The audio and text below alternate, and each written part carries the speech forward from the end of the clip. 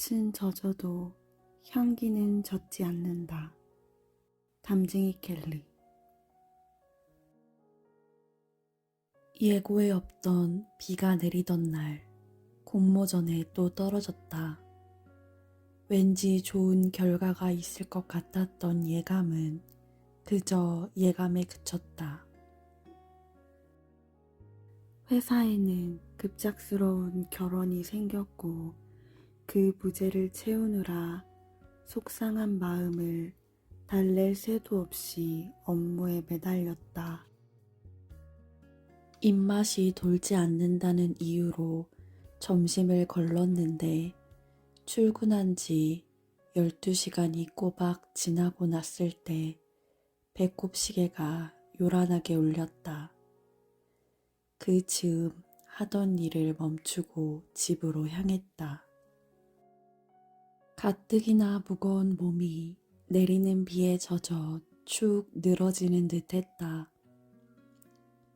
그 후로도 며칠간 벼란간 구름이 끼거나 비를 뿌리는 일이 잦았고 예고 없이 내린 비에 속절없이 젖어 몸도 마음도 덜 마른 빨래처럼 눅눅해졌다. 내 꿈은 회사원이 아니었다. 여느 아이들이 그렇듯 장래희망을 손바닥 뒤집듯 바꿀 때도 단 한 번도 회사원을 꿈꾼 적은 없었다. 드라마 속 커리어 우먼을 보고 멋있다고 생각한 적은 있었지만 그것은 똑 부러지고 당찬 성격의 캐릭터에 대한 동경이었다.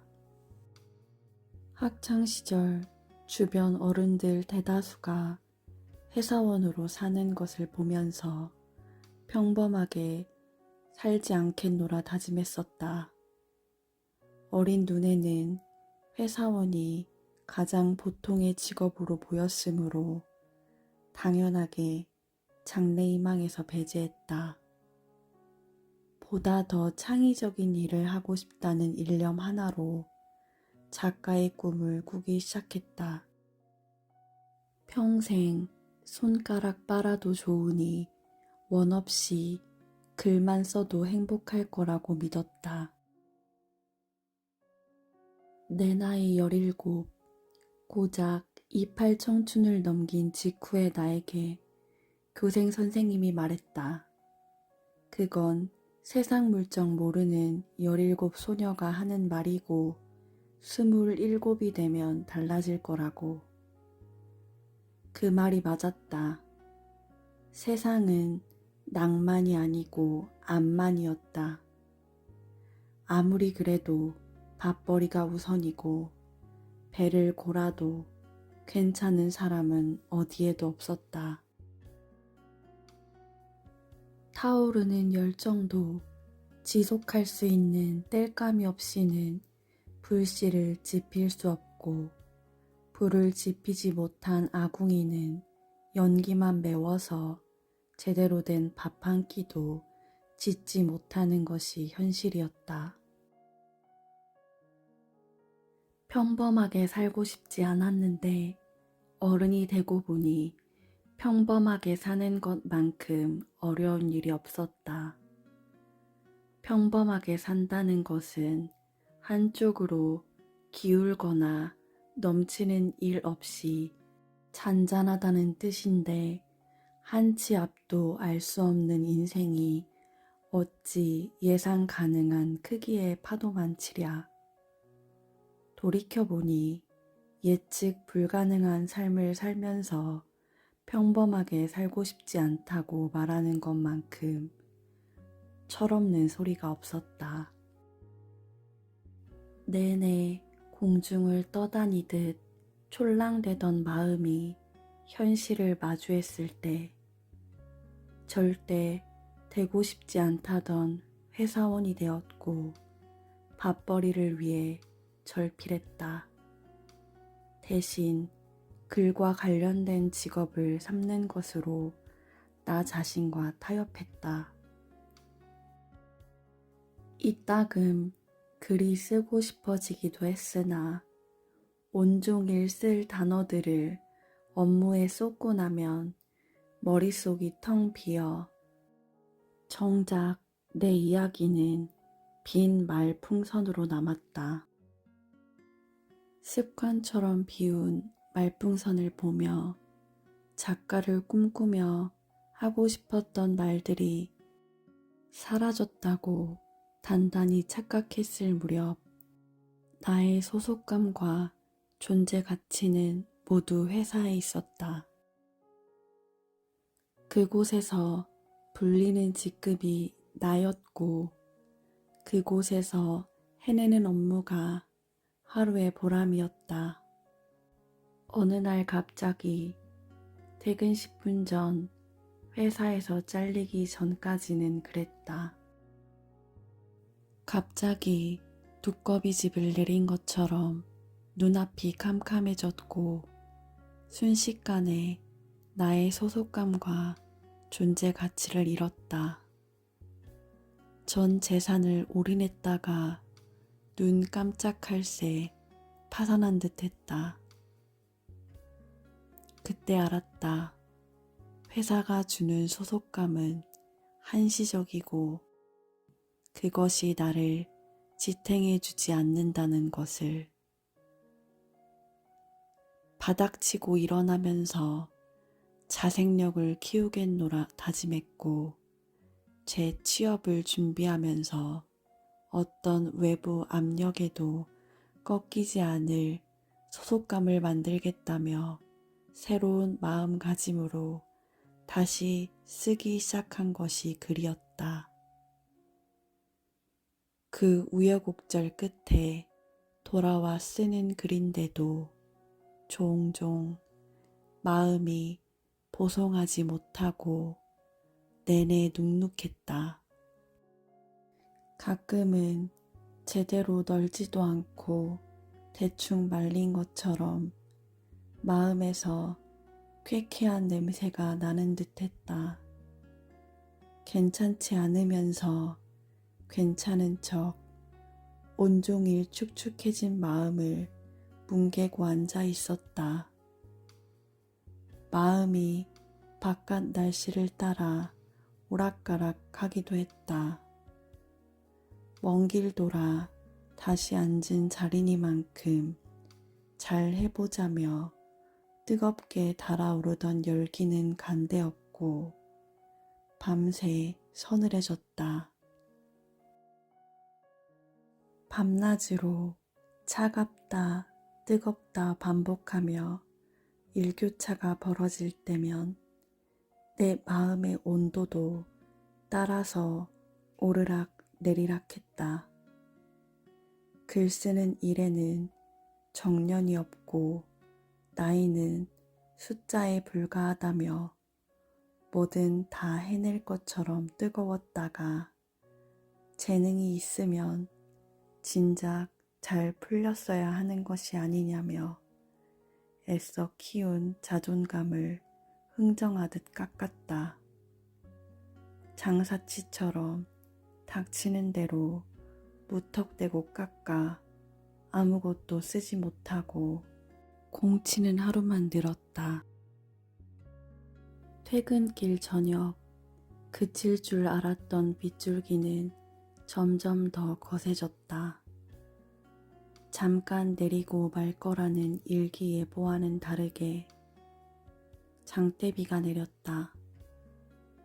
비바람까지 불어 우산 속으로 비가 들이쳤고 옷이며 신발까지 모조리 젖은 채로 버스에 올랐다. 버스 안의 승객들도 모두 나처럼 젖어 있었다. 물기 없이 보송하던 것들이 축축해진 상태로 버스에 몸을 싣고 달리는 중이었다. 창밖 풍경은 빗줄기에 가려 뿌옇게 흐렸고 빨강, 초록, 주황색 신호등마저 빗물에 번져 흐릿했다. 도로는 혼잡했고 앞서간 차들의 후미등으로 간신히 거리를 가늠하며 서행하고 있었다. 와이퍼를 켜도 차창에 흐르는 빗물은 닦이지 않았다. 전면 유리에 쉴 새 없이 주르륵 내리는 모양을 보니 말 못한 속 이야기를 쏟아내도 빗물에 씻겨 사라질 수 있을 것만 같았다. 마침 라디오에서는 전국 곳곳에 집중호우가 내릴 것으로 예상된다는 교통방송이 흘러나왔다. 집중호우는 비교적 좁은 지역에 짧은 시간 동안 내리는 많은 양의 비를 뜻하는데 그 말이 꼭 내 마음에 하는 말 같았다. 나 있는 그곳에 집중호우가 내릴 것쯤은 예상했으니 쏟아지는 중에는 그저 쏟아지는 것에 집중해도 된다는 허락처럼 들렸다. 너무 많이 쏟지는 않을까? 혹여 쏟아낸 그것이 너무 많은 것들을 젖게 할까 걱정할 필요 없다고. 버스는 정류장을 지날 때마다 앞문으로 승객을 태웠고 뒷문으로 승객들을 쏟아냈다. 앞문으로 올라타는 이들도 뒷문으로 쏟아지는 이들도 모두 우산을 들고 있었지만 비에 젖지 않은 사람은 아무도 없었다. 그 모습을 보면서 아무리 우산을 챙겨 나와도 비에 젖을 수 있음을 알았다. 우산을 써도 들이치는 비를 막을 재간이 없고 장대비 쏟아지는 날에는 모두 젖거나 미끄러질 수도 있음을 각오하고 길을 나선다는 사실도 새삼 깨달았다. 젖을 것을 알면서도 빗길을 거니는 이유는 축축하고 찝찝한 것은 잠깐이고 이 시기가 지나면 자연히 마르게 될 거라는 사실을 알기 때문이었다. 쏴 소리를 내며 시원하게 쏟아지는 빗줄기를 따라 마음의 소리를 쏟아냈다. 여전히 글을 쓰고 싶어 하는 마음이 욕심은 아닐까?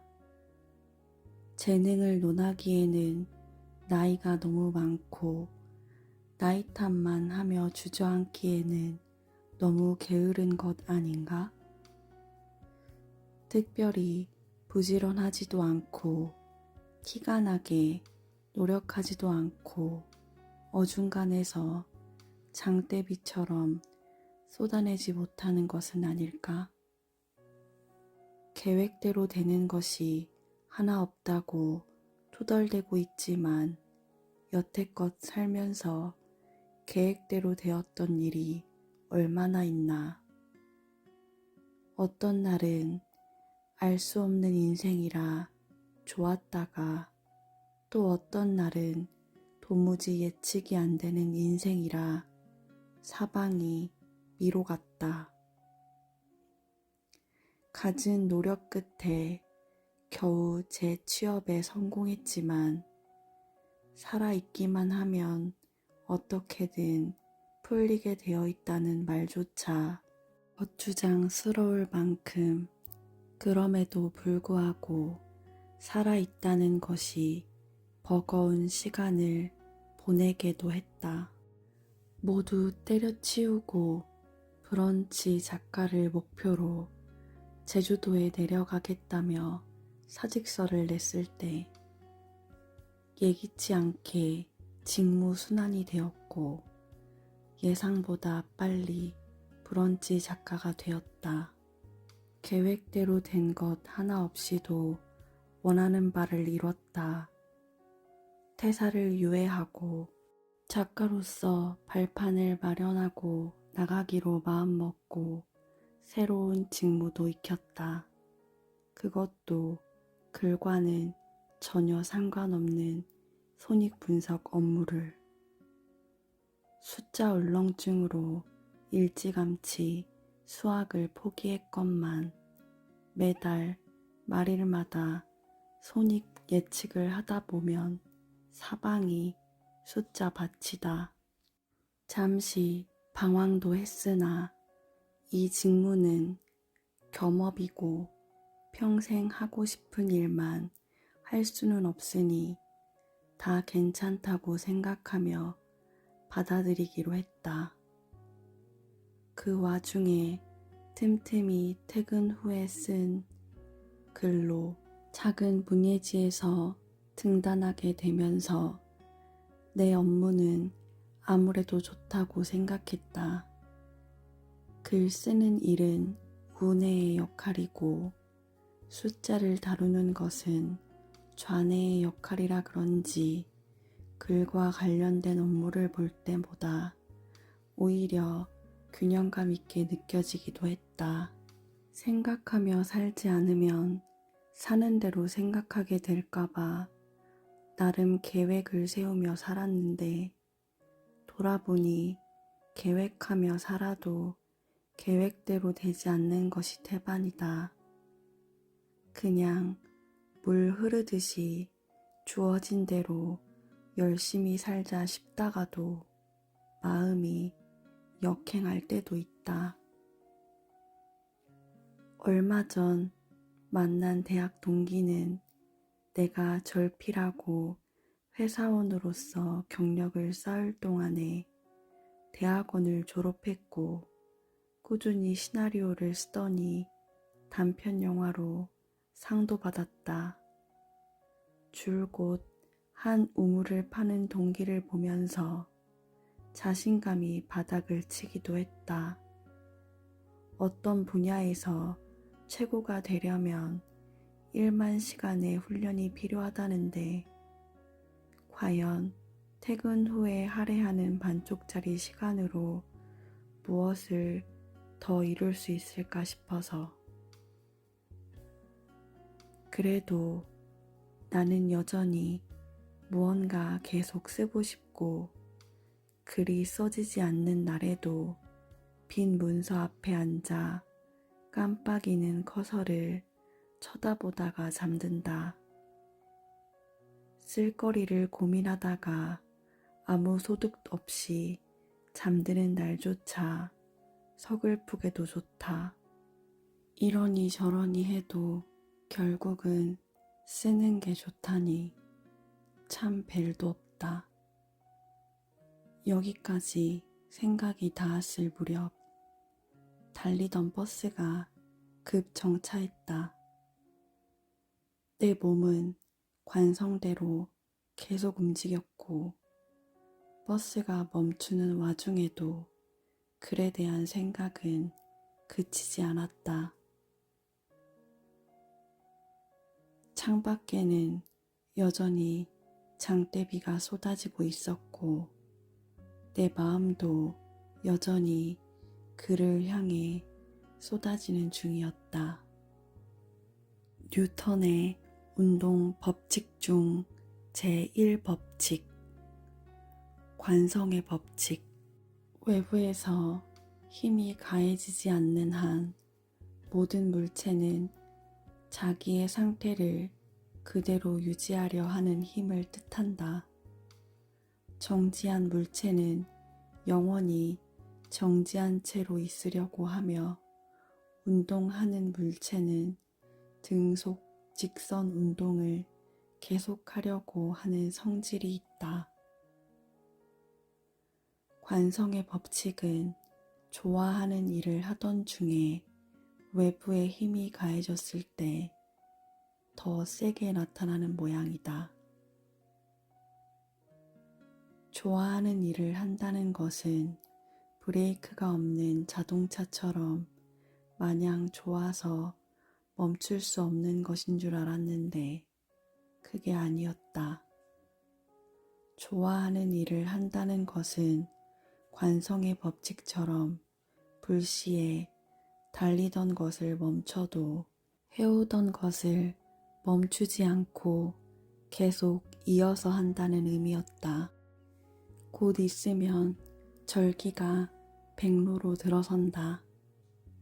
백로는 흰 이슬이라는 뜻으로 양력 9월 8일 무렵으로 가을이 본격적으로 시작하는 시기다. 밤에 기온이 이슬점 이하로 내려가 풀잎이나 물체에 이슬이 맺히는데 여기서 절기의 이름이 유래했단다. 이 무렵은 장마가 거친 후로 맑은 날씨가 계속되는데 간혹 남쪽에서 불어오는 태풍과 해일로 곡식이 피해를 겪기도 한다고 했다. 내 마음도 백로처럼 맑은 날이 이어지다가 어느 날 갑자기 태풍과 해일이 불어와 또다시 밥벌이를 고민할지도 모른다. 그래도 지금 내 결론은 변함이 없다. 관성처럼 지금껏 해오던 일을 지속하는 것. 우산을 챙겨 나와도 젖을 수 있는 것이 인생이고 마구 쏟아지는 집중 호우도 모두 지나갈 것들이라면 엉뚱하게 자존감을 흥정하고 걱정을 가불하는 일로 더 이상 하루를 공치지 말아야겠다고 다짐했다. 비 온 뒤에 땅이 굳듯이 축축해진 마음도 다시 뽀송하게 마를 순간은 언제고 반드시 올 것이므로 미지의 것들은 그때 가서 치열하게 고민하기로 하고 지금은 눈앞에 닥친 호우 시절부터 잘 보내기로 했다. 꽃은 젖어도 향기는 젖지 않는다는 말이 있다. 꽃은 피우는 것으로 결실로 존재하는 것이 아니라 향기를 뿜어내는 행위로서 존재하는 것들이라는 뜻이리라. 세차게 쏟아지는 빗줄기에 꽃은 젖어도 향기는 젖지 않는다. 그러므로 꽃 같은 너와 나 모두 결국은 그치고 마는 어차피 지나갈 빗줄기에 부디 마음만은 젖지 않기를 진심으로 바란다.